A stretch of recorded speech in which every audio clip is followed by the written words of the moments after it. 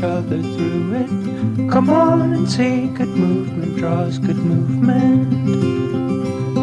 Welcome to Good Movement Draws Good Movement, the podcast where farmers, ranchers, and rural folks can grow relationally through awareness, understanding, and effective communication. Hey, it's T. I'm your host, and I, along with my guests, will be covering topics related to drawing good movement. Things like self and social awareness, brain science, positive psychology, extending grace, and so much more.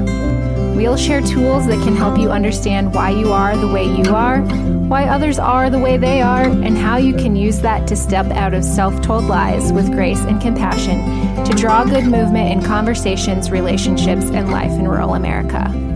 Let's go draw good movement. Welcome back to the Good Movement Draws Good Movement podcast. A while back, when we were working with one of our young horses, our son and I got into a really great conversation, and we were talking about mistakes and how no human is immune from making mistakes, and yet it's really hard for us to admit when we've made one. And in that conversation, I shared with him some of the theories that I had surrounding that, because it had been something that had been on my mind and that I'd been making some observations about. And so I thought maybe I'd just bring it to the podcast and share it with you too. My first thought and what I had told him was our willingness to admit mistakes has a lot to do with how our nervous system is wired. And that has a lot to do with how we were raised and what we witnessed growing up. So what I mean by that is, if you grew up in a home where your parents or caregivers found out about your mistake or a mistake that you had made, either by your own admission or some other means, either they witnessed it or someone else told them about it, and that was met with grace, understanding, and direction, you're probably more likely to go ahead and admit when you've made a mistake later on down the road. Whereas if you grew up with caregivers who found out about your mistake either by your own admission or, again, some other way, and you were met with harsh criticism and punishment, you're probably less likely to admit when you've made a mistake later on down the road, because you learned by that criticism and punishment that it was not safe for you to admit a mistake or a wrongdoing. So you learned to protect yourself by holding that stuff close and not letting it out, or maybe even by displacing blame. That's another way to protect yourself and not admit a mistake. Then that brings me to the next thing that might have influenced how you do or don't admit mistakes, and that's by witnessing. So if you witnessed people in your life repeatedly displace blame and not admit mistakes, I mean, we learn best through imitation. So if that's what you saw, then maybe that's how you learned to move forward when you've made a mistake. Whereas if you saw what you witnessed was the people in your life freely admitting mistakes and having those admissions received with grace and understanding and direction, then you feel safe enough to do that yourself. And you're more willing to admit those mistakes. And again, the person you witnessed not admitting the mistakes, that's likely a protective survival mechanism that they acquired because it wasn't safe for them to admit mistakes. And so they've carried that on through their lives. And I've just been observing how mistakes are received, like online. And in the court of public opinion, mistakes are not, in general, met with that grace, understanding, direction. They're met with harsh criticism. Harsh criticism. And if you're constantly being berated and criticized, are you gonna be forthcoming with the mistakes? Probably not, because it does not feel safe for your nervous system to do so, or for your nervous system to let you do so. So you're going to hold that stuff in. So as I was talking with Trip about this, I was like, if we want people to admit their mistakes, we have to make safer spaces for them to do so. And in saying that, I'm not saying that we do not need to correct or direct. I'm just saying we need to listen and understand and take a beat, because we all make mistakes. And so if we want everyone to be forthcoming, then we need to make it safe for them to do so. So I didn't talk about this with Trip, but I'm going to talk about it here. But when you find yourself struggling to admit mistakes, there are a few things you can do. The first one, you probably can guess what I'm about to say, is curiosity. When you find yourself feeling like holding back when you've made a mistake and you need to tell someone about it, but you don't want to, you know the feeling. Get curious. Ask yourself, why does it feel unsafe to admit this? What stories am I telling myself about what will happen if I am honest about this and share this mistake? What happened in my life to shape these stories that I'm telling myself? What did I witness in regards to admitting mistakes growing up? How was it received growing up? And then when you get curious about that, you can start to practice admitting when you've made a mistake. Start small with something like, oh, you're right, I did leave the cap off the toothpaste. I will work hard to put the cap on every morning. That's a really small thing. But maybe it's not small. I guess small is relative, and maybe that's not a small thing. But start small, even just admitting mistakes to yourself. As you get more reps in with these small things in safe spaces, your nervous system will start to rewire where you can start to admit the bigger things.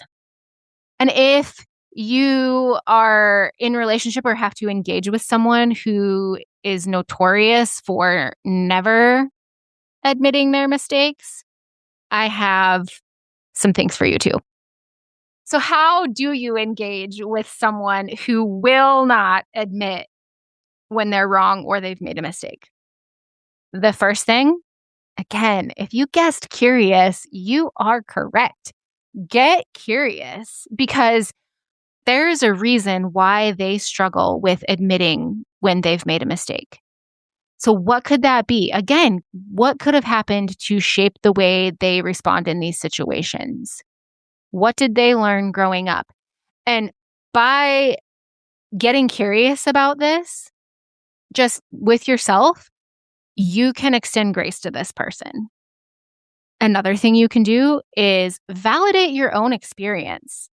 If they've wronged you or made a mistake that affects you and they're unwilling to admit that, you don't need their validation. You don't. You can validate your own experience. That really hurt me. And I know that this person cannot admit to this mistake in this moment. You can validate yourself. The third thing you can do, boundaries. You can set boundaries.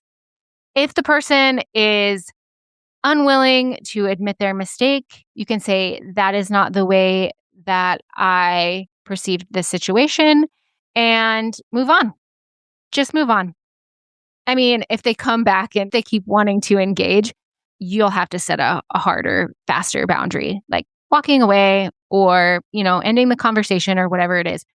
And while I'm talking, I'm thinking the more that we ourselves can admit our own mistakes in the presence of other people, I mean, like I said, humans learn best through imitation. So the more that we can do that, the more that we can show other people that it's safe. So if you have to engage regularly with someone who is unwilling to admit mistakes, admitting your own might go a little ways to helping them admit theirs.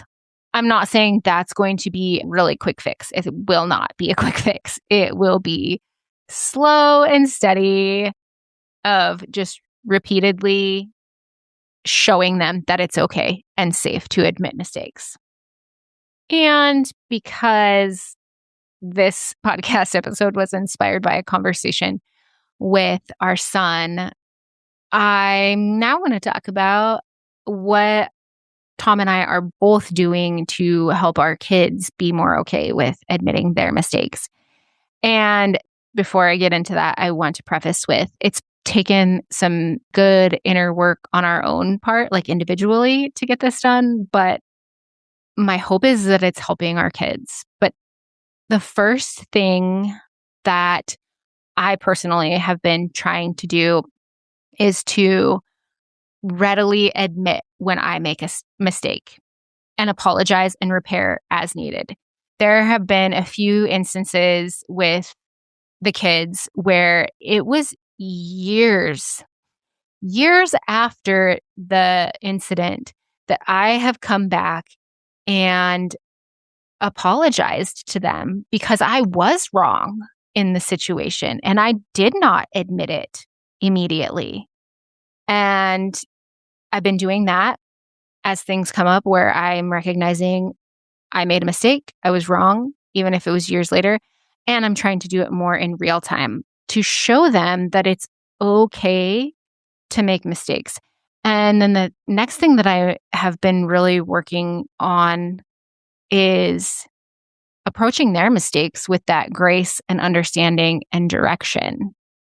There are a couple of really big mistakes that I've made in my life, and I'm telling them about them because I want them to know that we all make mistakes. It's going to happen.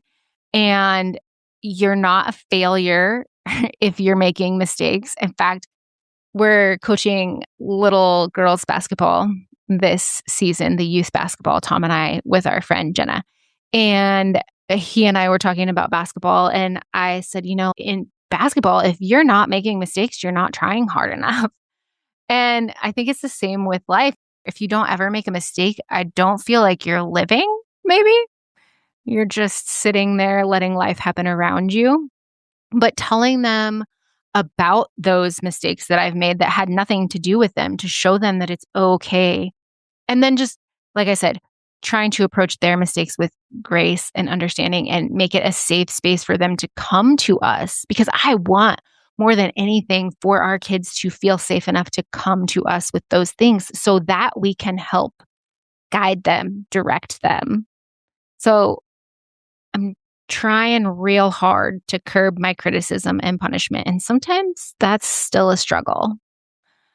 And I guess the moral of this whole story is that we're all human and humans are gonna make mistakes. And admitting mistakes requires safety. So, how can we create that for others and for ourselves? That's the question I'm leaving you with. And with that, until next time, draw good movement. Thanks so much for tuning in. I'm so grateful for you. If you found value in this episode, I'd love for you to share with others who might also benefit from tuning in. Share by word of mouth, send it in a text, take a screenshot and post it on social media, or share however you prefer. And if you haven't already, hit the follow or subscribe button so you never miss an episode. Until next time, draw good movement.